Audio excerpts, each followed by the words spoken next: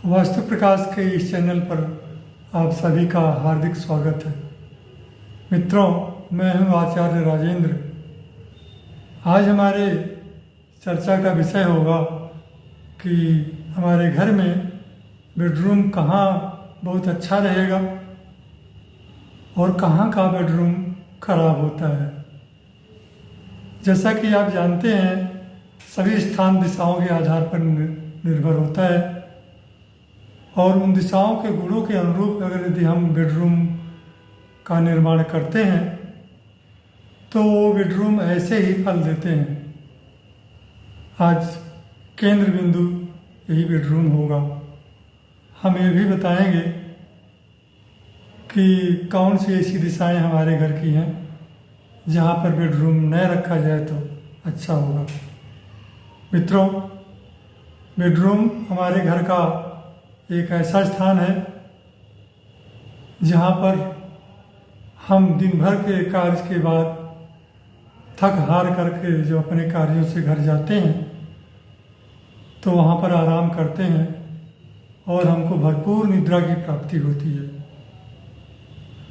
और अगले दिन उसी ऊर्जा के साथ हम नए कार्य में या अपने पुराने कार्य में जुट जाते हैं। यदि हमको अच्छी निद्रा नहीं आती है, ठीक से नहीं सो पाते हैं, तो अगले दिन कार्य की क्षमता उतनी नहीं रहती। इसीलिए वास्तुविदों ने ऐसा बताया है कि यदि बेडरूम घर में अच्छी दिशाओं में बनवाया जाए तो हमारा यह प्रयोजन पूर्ण होगा। और हम चलते हैं कि हमारे घर के विभिन्न सदस्यों के लिए बेडरूम कहाँ पर अच्छा होगा।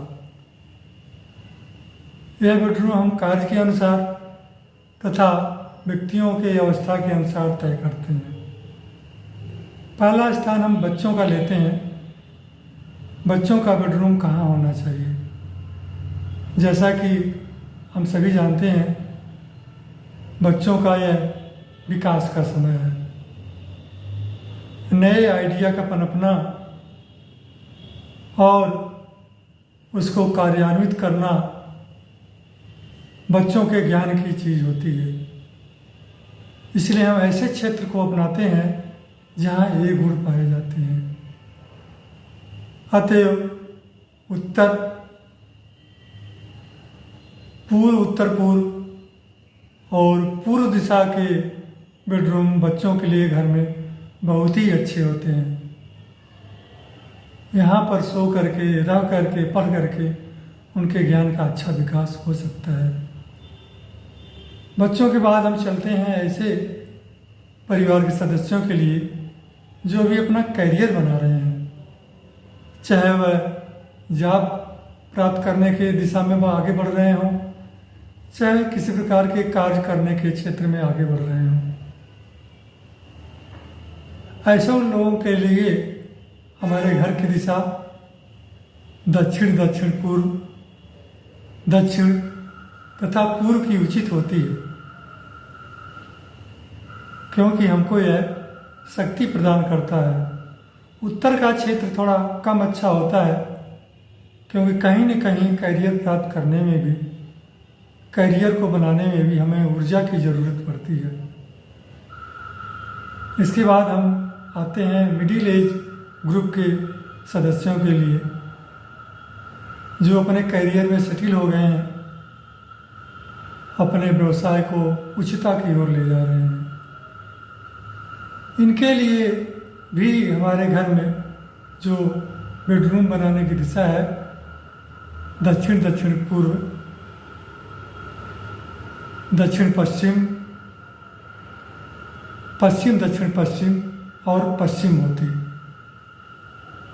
ये चार दिशाएं ऐसी हैं जहाँ पर ये व्यक्ति अपने करियर को उच्चता की ओर ले जाते हैं तथा इनको यहाँ पर आराम करने से अच्छा भी रहता है, स्वास्थ्य और विचार भी अच्छे रहते हैं। इसके बाद हम चलते हैं नवविवाहित जोड़ों के लिए इनका बेडरूम कहाँ अच्छा होता है। हम सभी जानते हैं कि परिवार नाम की संस्था यहीं से शुरू होती है, और यदि पति और पत्नी में आकर्षण न हो तो यह संस्था किसी काम की नहीं रहती। हमारे घर में उत्तर पश्चिम उत्तर ऐसी दिशा है जहाँ यह कमरा बनवाया जाना चाहिए। नवविवाहित जोड़े के लिए यह कमरा बहुत ही अच्छा रहता है। इसके बाद हम चलते हैं अपने बड़े बुजुर्गों की तरफ। जैसा कि हम सभी जानते हैं, उनको इस अवस्था में बहुत अच्छी नींद और अच्छे आराम की ज़रूरत होती है, और हमारे घर के ऐसे सदस्य होते हैं जिनका मानसिक सपोर्ट भी हमारे लिए कीमती हुआ करता है। इसलिए इनका कमरा यदि पश्चिम में हो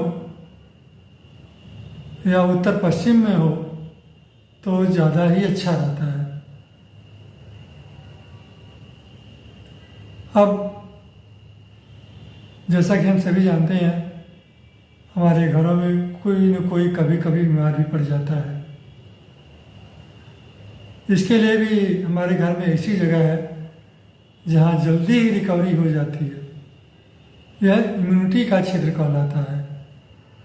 हमारे घर का जो है उत्तर उत्तर पूर्व ऐसी जगह है जहाँ पर बीमार सदस्य को रखने से बहुत जल्दी ही उनकी रिकवरी हो जाती है और उनकी इम्यूनिटी भी स्ट्रांग होती है। ये रहे हमारे घर के सभी प्रकार के सदस्यों के लिए कमरे। लेकिन जैसा कि आप सभी लोग जानते हैं कि हमारे घरों में कुछ ऐसे क्षेत्र हैं जिसको हम लोग टॉयलेट के निर्माण के समय वर्णन कर चुके हैं।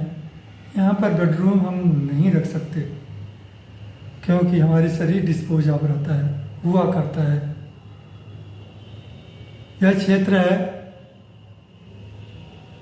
प्रथम क्षेत्र जिसे कहते हैं दक्षिण दक्षिण पश्चिम। दूसरा क्षेत्र है पश्चिम पश्चिम उत्तर, और तीसरा क्षेत्र है पूर्व दक्षिण पूर्व। इन तीनों क्षेत्रों में यदि बेडरूम बनता है, आदमी स्वस्थ नहीं रहता, वो डिस्पोज होता रहता है, बीमार रहता है। उत्तर पूर्व में भी हम कमरे नहीं बनवाते क्योंकि ये पूजा का स्थान है और यहाँ भारी सामान, भारी बेड वगैरह नहीं रखना है, तथा सभी लोगों को यहाँ नहीं सुलाया जा सकता। वृद्ध लोग यद्यपि यहाँ कमरे बनाकर सो सकते हैं। यही कारण है कि उत्तर पूर्व में हम कमरे नहीं बनाने की सलाह देते हैं। जहाँ तक दक्षिण पूर्व दिशा की बात है, यहाँ पर भी हम बेडरूम नहीं बनाते। यह अग्नि का क्षेत्र है। यदि यहाँ बेडरूम बनता है तो पति और पत्नी में बिना बात के अक्सर लड़ाई हुआ ही करती रहती है और उनका दिमाग गर्म ही रहता है। यदि कमरा बन भी गया है तो इसके उपाय हैं जो हम अभी देख रहे हैं। और जैसा कि आप सभी जानते हैं, हमारे बहुत लोगों के घर बहुत बड़े नहीं होते। कभी कभी छोटे घरों में कई जोन मिल जाते हैं। जैसे दक्षिण पश्चिम में कमरा है तो उसमें दक्षिण दक्षिण पश्चिम का भी क्षेत्र आ गया। पश्चिम या उत्तर पूर्व का उत्तर पश्चिम का कमरा है तो उसमें पश्चिम पश्चिम उत्तर का भी क्षेत्र आ गया। या पूर्व का कमरा है उसमें पूर्व पूर्व दक्षिण का भी भाग आ जाता है। तो ऐसे कमरे यदि हमारे पास पहले बने हुए हैं तो हमें ध्यान देना चाहिए कि हमारे शरीर का अधिकतम भाग जिसमें सिर भी सम्मिलित हो, पॉजिटिव जोन में हो, ऐसे क्षेत्रों में न पड़े। आप संलग्न चित्र को देख सकते हैं। हमारे बेड की पोजीशन ऐसी हो कि हमारा शरीर के अधिकतम भाग ऐसे क्षेत्र में आ रहा हो जो पॉजिटिव हो। निगेटिव क्षेत्र में बहुत कम ही भाग होना चाहिए। जैसे दक्षिण पूर्व में कमरा आ गया है तो हम अपने बेड को थोड़ा सा दक्षिण पूर्व की तरफ खिसका लें ताकि हमारा सिरहाना या हमारा सिर जो है अधिकतम शरीर का भाग दक्षिण पूर्व की आ रहा हो। या दक्षिण पश्चिम की ओर कमरा है तो अपने बेड को ऐसा रखें कि हमारे बेड की पोजीशन दक्षिण पश्चिम की हो और जो दक्षिण पश्चिम का क्षेत्र है वो छूट जाए या कम ही भाग पड़ता हो। इसी प्रकार से उत्तर पश्चिम यदि हमारा कमरा है या पश्चिम में कमरा है तो हमारे शरीर का कम ही भाग पश्चिम उत्तर में हो और अधिकतम भाग पश्चिम में या उत्तर पश्चिम में हो। ऐसे ही हम उत्तर पूर्व के कमरों के बारे में भी अपना कमरे का स्थापन, बेड का स्थापन कर सकते हैं। मित्रों, आज के हमारा चर्चा का विषय यहीं समाप्त होता है। अगले वीडियो में हम नए विषय के साथ आपके सामने सम्मुख होंगे। मेरे साथ आज इस वीडियो में बने रहने के लिए आप लोगों का बहुत बहुत धन्यवाद।